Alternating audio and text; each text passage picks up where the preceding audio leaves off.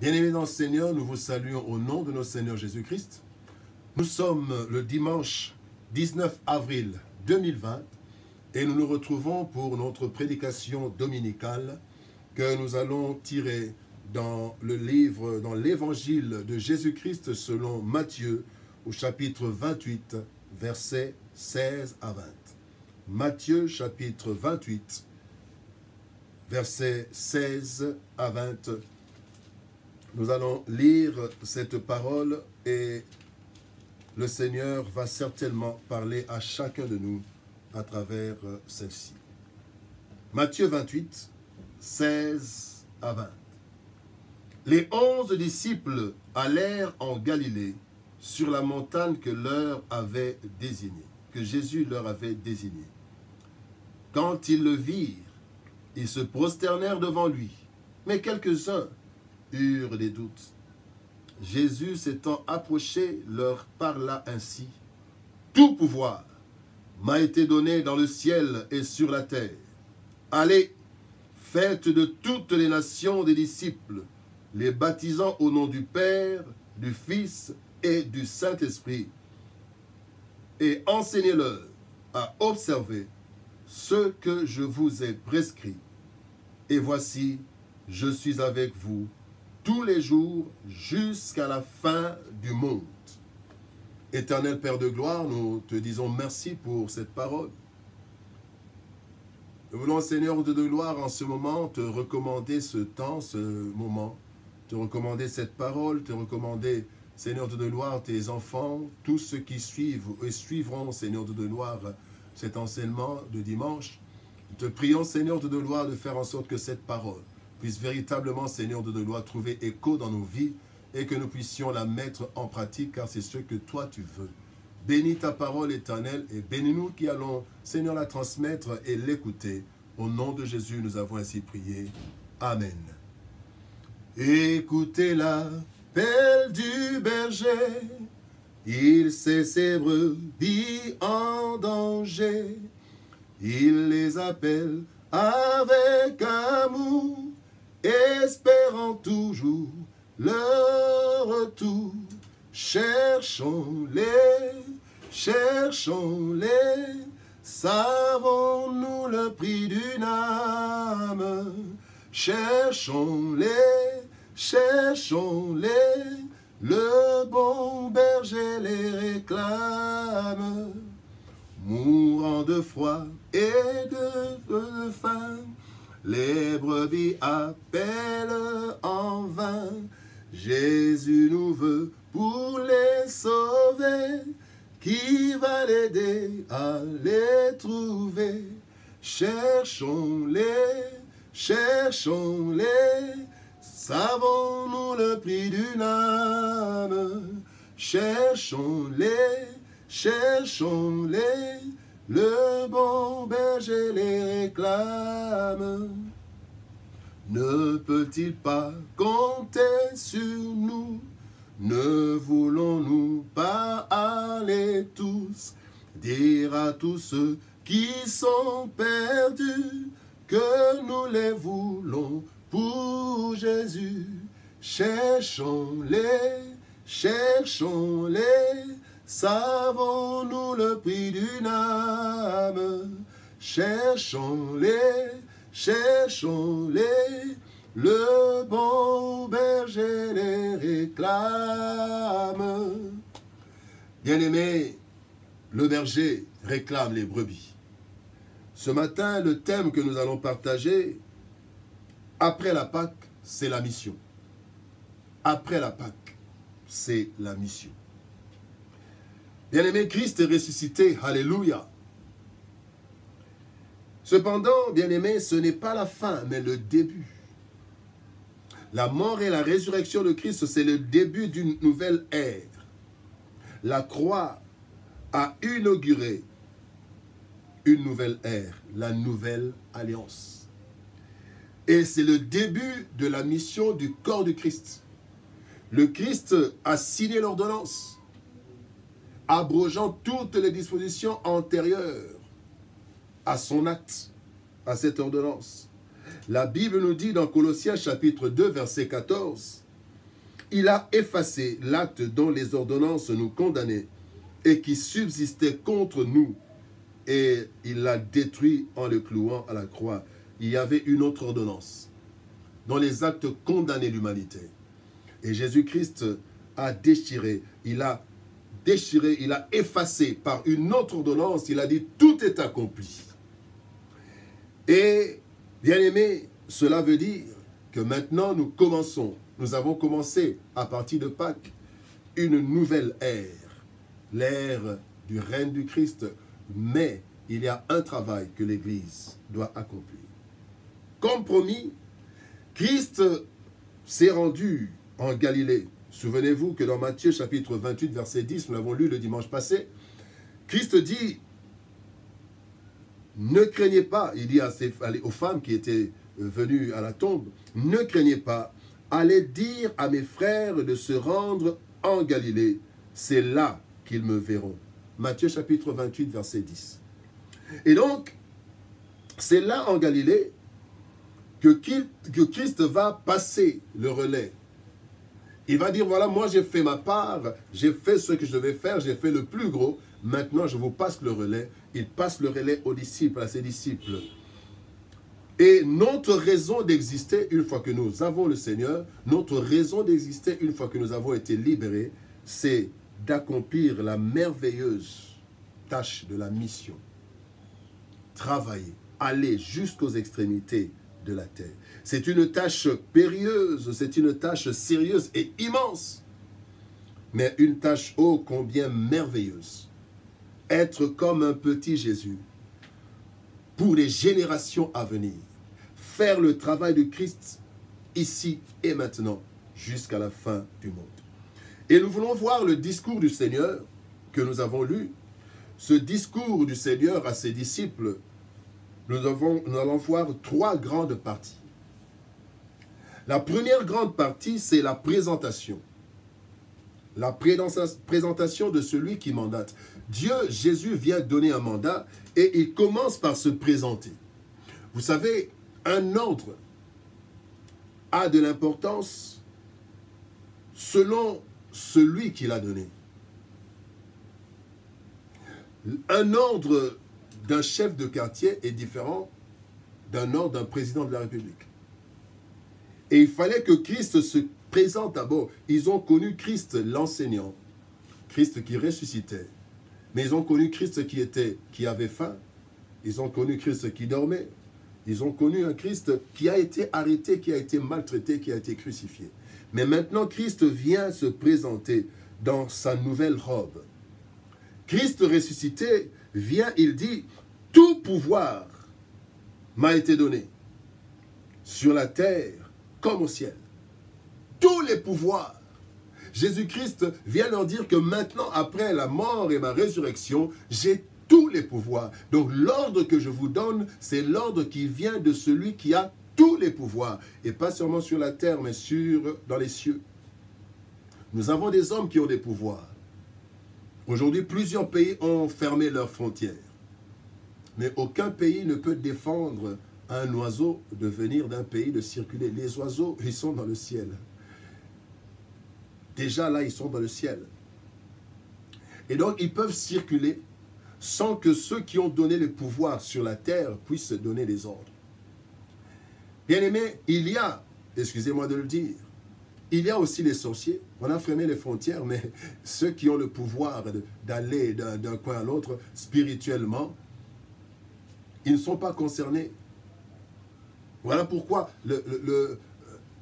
l'activité spirituelle continue à se faire. Et nous pouvons prier pour quelqu'un qui est en France, nous pouvons aller par l'esprit dans d'autres pays, nous pouvons prier pour ceux qui sont en France, aux États-Unis, en Chine, dans les provinces. Parce que notre prière, il n'y a pas de quarantaine pour la prière. Et c'est ce qui est merveilleux. Nous sommes confinés, mais notre prière n'est pas confinée. Et Jésus dit qu'il a reçu tout le pouvoir sur la terre et dans le ciel.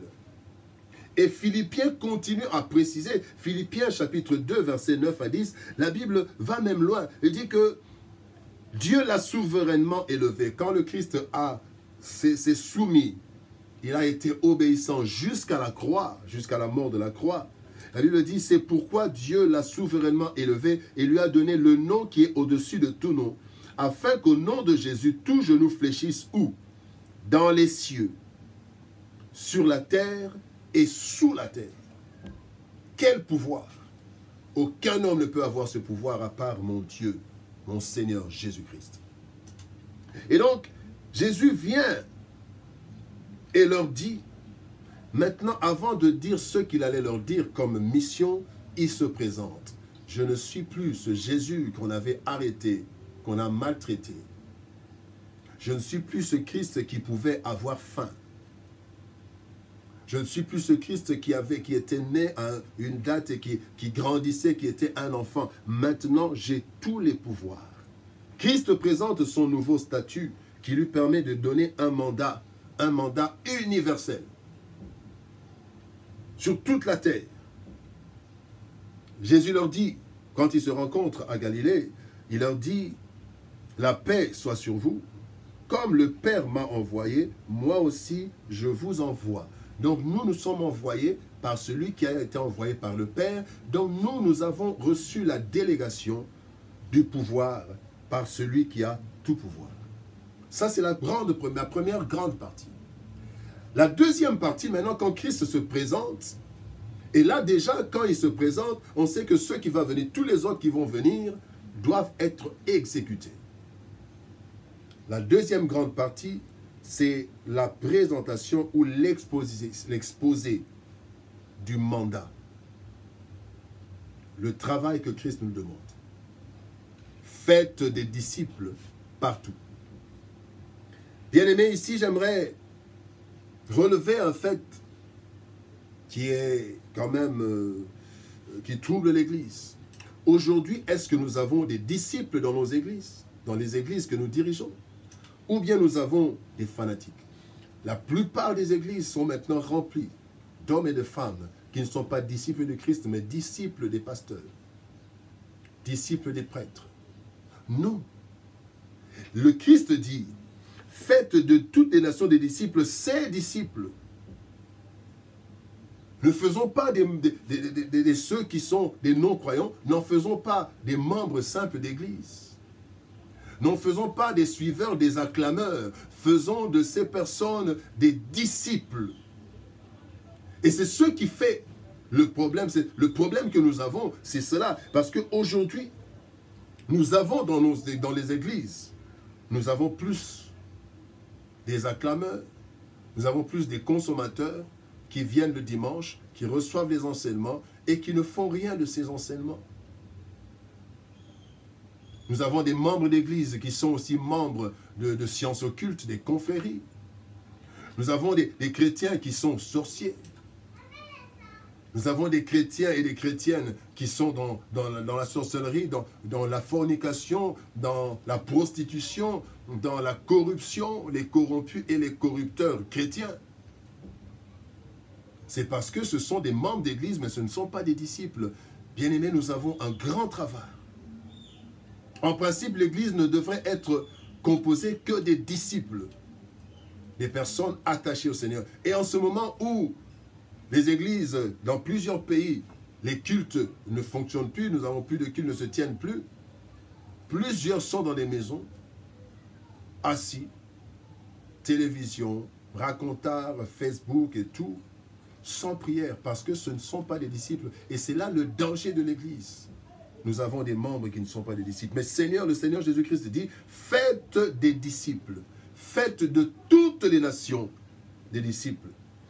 Et ici, nous sommes dans la deuxième partie du discours, mais nous voulons voir 3 dimensions dans ce que Christ dit, faites des disciples. Bien-aimés, la mission du Seigneur, dans 1 Jean chapitre 3, verset 8, c'est de détruire les œuvres du diable. Détruire les œuvres du diable. Telle est la mission du Christ et cette mission qu'il nous confie.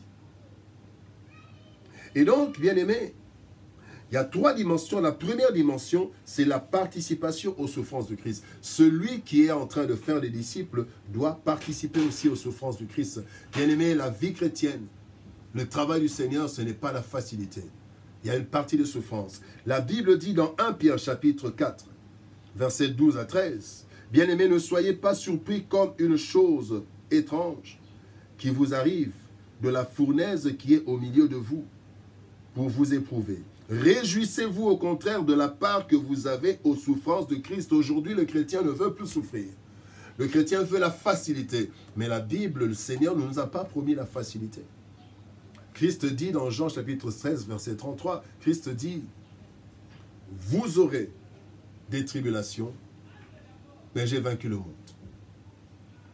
Les tribulations font partie de la vie du chrétien. Les difficultés, les rejets. Aujourd'hui, combien de personnes ne vilipendent pas l'Église? Combien de personnes ne sont pas en train de vilipender, de faire n'importe quoi au pasteur? C'est vrai qu'il y en a qui abusent. Mais tous les pasteurs, tous les serviteurs, tous les chrétiens ne sont pas des laissés pour compte. Et aujourd'hui, quand on nous injurie, quand on dit n'importe quoi sur nous, mais nous devons être contents. D'ailleurs, la Bible dit, réjouissez-vous. Si on vous dit du mal, on dit du mal de vous.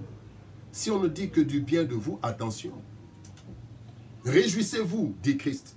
Donc la première partie, c'est que dans le travail que Christ nous donne, il ne dit pas qu'il y aura la facilité. Il y aura des rejets. Il y a des emprisonnements, il y a des attaques verbales, des attaques physiques. C'est ça le travail. Parce que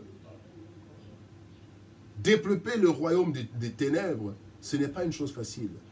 Et l'ennemi et toute sa puissance feront tout pour nous décourager. La deuxième dimension dans cette deuxième partie, dans cette mission, la deuxième partie est la plus grande, c'est que dans la mission, nous sommes là pour libérer les captifs en faisant d'eux des disciples. Si le Fils vous a franchi, vous serez réellement libre. Et là, quand nous faisons le travail, bien aimé, Christ dit à ses disciples, voici, je vous ai donné le pouvoir de marcher sur les serpents et les scorpions, sur toute la puissance des ténèbres, et rien ne vous nuira. Bien aimé, aujourd'hui, nous avons pris cette puissance pour chasser les démons de nos familles, pour couper les liens. Oui, c'est vrai. Mais en fait, Christ a donné ce pouvoir surtout pour la mission. Il n'a pas donné ce pouvoir pour que nous puissions briser les liens et aller en voyage. Non, c'est pour que dans la mission, pour aller libérer les captifs, nous allons rencontrer des hommes forts, nous allons rencontrer des démons, nous allons rencontrer toutes sortes de combats. Et c'est comme ça que dans notre mission, en allant pour faire les disciples, nous allons marcher sur les serpents, les scorpions, sur toute la puissance des ténèbres, parce que nous devons libérer les hommes et les femmes des ténèbres. Bien-aimés, et cette libération des hommes se fait en 3 parties. Il dit, allez, faites de toutes les nations les disciples, les baptisant au nom du Père et du Fils et du Saint-Esprit, enseignez-leur à observer tout ce que je vous ai prescrit. Il y a 3 choses dans cette mission de libérer. La première chose, c'est la régénération, l'aspect spirituel. Quand le Christ dit les baptisants, ce n'est pas seulement les plonger dans l'eau. Avant de les baptiser, il faut qu'ils aient cru au Seigneur. Et c'est là la partie spirituelle, la plus grande partie, que souvent nous élaguons, que nous sautons parfois. Combien de personnes ne sont pas dans l'église, membres d'église, responsables, même d'autres pasteurs, mais qui n'ont jamais reçu le Seigneur comme Seigneur et Sauveur. Ils n'ont jamais été convertis. Il y en a. Or, la Bible dit dans Marc chapitre 16, verset 16, « Ceux qui auront cru, celui qui croira et qui sera baptisé. » Donc, le baptême, c'est en fait la preuve extérieure de ce qui s'est passé dans la vie de l'homme ou de la femme. Et donc la première partie, les baptisants, cela veut dire, occupez-vous d'abord de vous rassurer que les personnes acceptent le Seigneur. Combien de personnes baptisées n'avons-nous pas? Des personnes baptisées mais qui n'ont jamais fait l'expérience de la rencontre du Seigneur. Dans le livre des Actes, Philippe, le diacre, rencontre l'eunuque éthiopien et pendant qu'il parlait, l'eunuque éthiopien voit de l'eau. Il lui a certainement parlé de baptême et il demande à Philippe, voici de l'eau, est-ce que je ne peux pas être baptisé? Philippe lui dit, si tu crois. je peux te baptiser. Si tu crois. Et c'est là que Dieu veut que la première étape, c'est l'esprit. Parce que l'homme est d'abord esprit. Rassurons-nous dans nos églises. Voilà pourquoi, serviteurs, nous n'ayons pas peur de reprendre, de faire des appels, même dans l'église, parce qu'il y a des personnes qui ont peut-être fait 10 ans dans l'église, mais qui n'ont jamais reçu le Seigneur. Évangéliser, c'est bien, mais il faut que nous nous rassurons aussi que ceux qui sont dans nos églises, dans les différentes assemblées, sont des chrétiens. C'est la première étape, la transformation spirituelle, qui est sanctionnée par le baptême. La deuxième étape, Christ dit, enseignez-leur. Et c'est là, la deuxième étape, c'est la partie où on touche l'âme. Paul est en train de dire, dans Romains chapitre 10, chapitre 12 plutôt, verset 2, Paul est en train de dire que nous devons être renouvelés. Renouvelés. Notre intelligence doit être renouvelée. Et notre intelligence sera renouvelée par la parole de Dieu. C'est par la parole de Dieu. Et donc, bien-aimés, quand nous enseignons, cette parole doit enlever toutes les choses qui sont mauvaises. Paul dit, ne vous conformez pas au siècle présent, mais soyez transformés par le renouvellement de l'intelligence. Et ce renouvellement de l'intelligence commence par l'enseignement de la parole de Dieu. Et la mentalité change. L'esprit a été régénéré. Il faut que maintenant la mentalité, l'âme, puisse être aussi régénérée. C'est là la deuxième partie de la mission. Le travail de l'âme, et cela se fait par l'instruction, par la parole du Seigneur, qui est la meilleure instruction. Et enfin, la troisième partie, il dit, enseignez-leur à observer.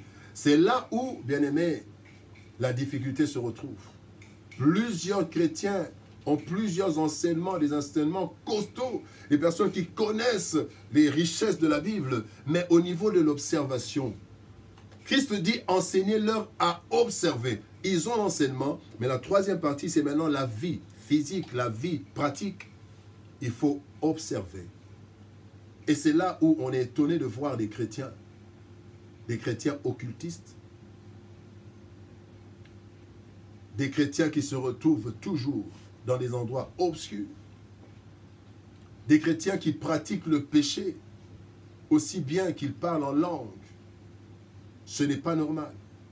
C'est parce qu'on les a enseignés. Peut-être qu'au début, en fait, c'est la première chose, c'est qu'ils n'ont pas été convertis. Celui qui est converti et celui qui reçoit des enseignements, automatiquement, quand il y a changement de mentalité, il y a aussi changement de comportement. Et c'est là maintenant que l'enseignement doit être donné, un enseignement qui touche tout l'humain, tout humain et tout l'humain. Je n'aimerais pas dire seulement l'homme parce que c'est la femme aussi est là. Mais l'enseignement, faire des disciples, c'est une mission complète.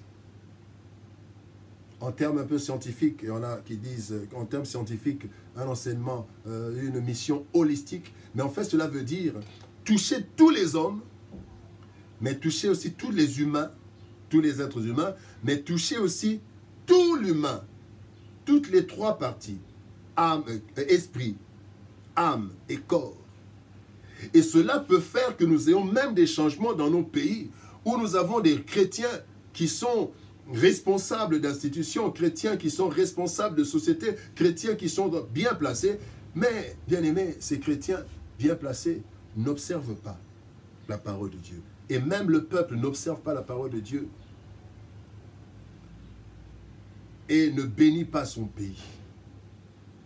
Bien aimés, la participation aux souffrances, c'est la première partie, la première dimension de la mission. La deuxième partie, Christ dit, enseignez-leur. Et la troisième partie, nous sommes toujours dans la présentation du mandat. La troisième dimension de la mission, c'est le couronnement du travail bien fait. Christ dit qu'il y a une récompense. Pierre le dit dans 1 Pierre chapitre 5, verset 4, la Bible dit « Et lorsque le souverain pasteur paraîtra, vous obtiendrez la couronne incorruptible de la gloire. Paul dit, j'ai combattu le bon combat, j'ai gardé la foi. Désormais, la couronne m'est réservée. Aujourd'hui, bien-aimés, plusieurs veulent être récompensés sans avoir fait un bon travail. La Bible nous dit qu'au dernier jour, plusieurs diront « Seigneur, Seigneur » et Christ dira à certains « Je ne vous ai jamais connus, serviteurs, vous qui pratiquez l'iniquité. » Aujourd'hui, nous avons ce problème. Plusieurs serviteurs vivent et pratiquent l'iniquité et ils s'attendent à des récompenses. Non. Le Seigneur n'est pas corruptible et le Seigneur n'est pas dupe. Nous pouvons tromper le monde entier, nous pouvons tromper les membres des églises que nous dirigeons, mais nous ne pourrons jamais tromper Dieu. Or, bien-aimé, Paul est en train de dire, je traite durement mon corps afin de ne pas être rejeté après avoir enseigné à plusieurs. Serviteurs, servantes, frères et sœurs chrétiens, sachant que notre objectif c'est entrer au ciel. Et pour avoir la couronne, il faut avoir fait un bon travail. Pas seulement avoir travaillé, mais un bon travail. Parce que la couronne est réservée à ceux qui combattront le bon combat, qui garderont leur foi jusqu'à la fin. Et après avoir présenté la mission aux disciples, le Christ entre dans sa dernière partie du discours. La dernière partie du discours qui est la garantie du succès. Certainement, quand il était en train de parler, les disciples étaient en train de se dire, mais le Seigneur nous laisse dans cette situation. Lui, on l'a attrapé, on l'a fouetté, on l'a crucifié. Mais alors, comment il nous donne cette mission? Nous risquons aussi nous-mêmes d'avoir les mêmes difficultés. Parce que c'est le diable qui l'a combattu. C'est le même qui va aussi nous combattre, bien qu'il soit dépouillé. Mais le travail est dur. Et certainement que dans le cœur, ils n'ont pas posé peut-être de questions, mais je me dis que dans le cœur, ils devaient certainement se dire, qu'est-ce qui va se passer? Bien-aimé, le Seigneur leur dit à la fin, voici, je suis avec vous tous les jours jusqu'à la fin du monde. Cela veut dire, tous ceux qui vont faire la mission, depuis il y a 2000 ans, Pierre, Paul et les autres, jusqu'aujourd'hui, à toi et moi, et même demain, nos enfants, nos petits-enfants, tant que le monde existera, ce monde, tant qu'il y aura besoin de mission, Christ dit, je suis avec vous tous les jours jusqu'à la fin du monde. Voilà pourquoi toi et moi aussi, nous sommes rassurés. Nous ne faisons pas le travail seuls. Christ est là. La mission que Christ donne aux disciples d'hier et d'aujourd'hui est énorme, périlleuse. Plusieurs refusent, plusieurs se dérobent.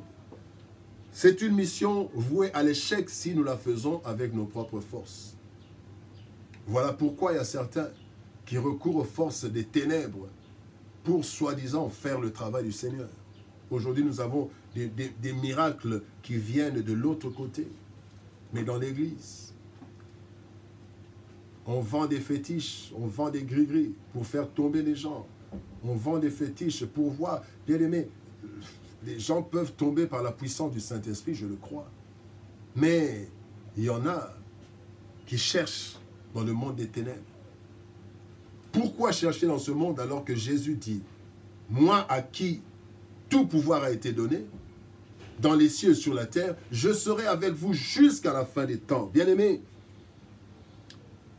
c'est lui que Dieu a envoyé. Le Père a dit, qui enverrai-je? Jésus dit, me voici, envoie-moi. Et c'est lui qui a été envoyé. Il nous délègue, mais il est avec nous. Il ne nous lâche pas, il est là. Voilà pourquoi il dit dans Jean chapitre 16, verset 33, je le répète, je vous ai dit ces choses afin que vous ayez la paix en moi. Vous aurez des tribulations dans le monde, mais prenez courage, j'ai vaincu le monde. Christ est avec nous. Nous avons chanté au départ, cherchons-les. Savons-nous le prix d'une âme? Quand nous allons chercher, Christ est avec nous parce qu'en réalité, la mission est la mission de Christ. Nous ne sommes que des délégués. Et la mission est la mission du Christ. Alors pour terminer, que faire? Deux choses par rapport à la garantie du succès. Deux choses. La première chose, dépendre de Christ. Dépendre de Christ. Deuxième chose, lui rendre compte. C'est dans la prière. C'est dans la prière, voilà pourquoi la Bible dit prier sans cesse, parce que nous sommes sans cesse en mission et nous devons être sans cesse assistés par Jésus, dépendre de lui. Quand il y a un danger, je dépends de Christ. C'est lui, je le réveille, je ne vais pas attendre. Bien-aimés, les disciples, en fait, vous savez, quelqu'un peut être là, vous dépendez de lui, vous êtes avec lui, mais vous ne le consultez pas. Mais Christ veut que nous le consultions. Dans la barque, les disciples ont commencé par se débattre pour faire sortir l'eau devant la tempête. Mais à un certain moment, un des disciples s'est souvenu qu'ils avaient avec eux celui qui était tout-puissant. Il l'a réveillé, Seigneur, est-ce que ça ne te fait pas? Nous sommes en train de périr. Donc cela veut dire, si tu peux trouver une solution.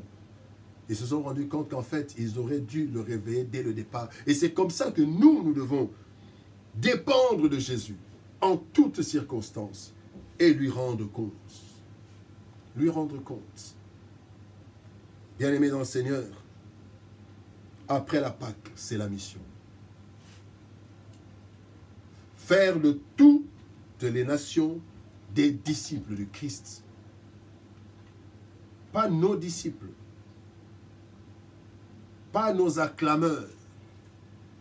Faisons des disciples. C'est ainsi que nous allons faire la mission du Christ. Nous allons libérer les captifs. Nous allons détruire les œuvres des ténèbres.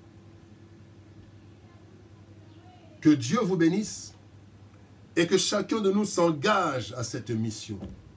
Le monde est en danger et la solution se trouve auprès des disciples, auprès des serviteurs, auprès des chrétiens, disciples. Qu'il fait bon à ton service, Jésus mon sauveur, qu'il est doux le sacrifice que t'offre mon cœur. Prends, ô Jésus, prends ma vie, elle est toute à toi. Et dans ta grâce infinie, du mal garde-moi. Prends Jésus, prends ma vie, elle est toute à toi. Seigneur Jésus, tu nous as mandatés pour aller faire de toutes les nations des disciples. Seigneur, tu nous as promis d'être toujours avec nous jusqu'à la fin du monde. Merci pour ton assistance. Merci pour les âmes que tu nous as données. Toi qui nous dis que tu nous as donné le pouvoir de marcher sur les serpents et les scorpions, sur toute la puissance des ténèbres, pour que nous puissions faire notre travail sans que l'ennemi nous en empêche. Père, je te confie mon frère, ma sœur, afin que tu le réveilles, que ceux qui ne te connaissent pas encore puissent te connaître.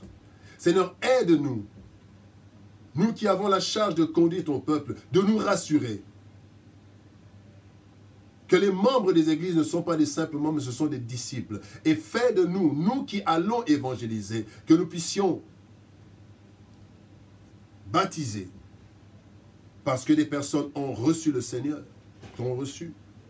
Que nous puissions enseigner, afin que les mentalités changent, et enseigner à observer, afin que nous puissions avoir des hommes et des femmes, des chrétiens et des chrétiennes, des disciples, qui participent au développement du pays, dans tous les sens, et qui continuent aussi la mission. Père, nous te disons merci pour ce dimanche. Te disons merci pour cette parole, notre prière, et que le Saint-Esprit puisse véritablement faire que cette parole puisse transformer nos vies, et que nous ne puissions pas simplement l'écouter, mais que nous la mettions en pratique. Bénis, Seigneur de gloire, cette semaine qui commence, et que ta grâce soit sur nous. Amen. Bien-aimés dans le Seigneur, nous sommes arrivés à la fin de notre programme. Par la grâce de Dieu, nous allons nous retrouver pendant la semaine, à partir de demain, lundi pour d'autres enseignements. Vous pouvez suivre tous les enseignements pendant la semaine pour les méditations du matin. Vous pouvez les suivre en vous abonnant à la page Eugène Massa, pasteur Eugène Massa. Et nous prions le Seigneur qui nous donne la vie et qui puisse faire que très tôt, nous puissions reprendre nos cultes afin de continuer à faire ce travail, afin que nous puissions véritablement faire la mission. Que Dieu vous bénisse. Bon dimanche, bon début de semaine et que la gloire de Dieu apparaisse dans vos vies. Amen.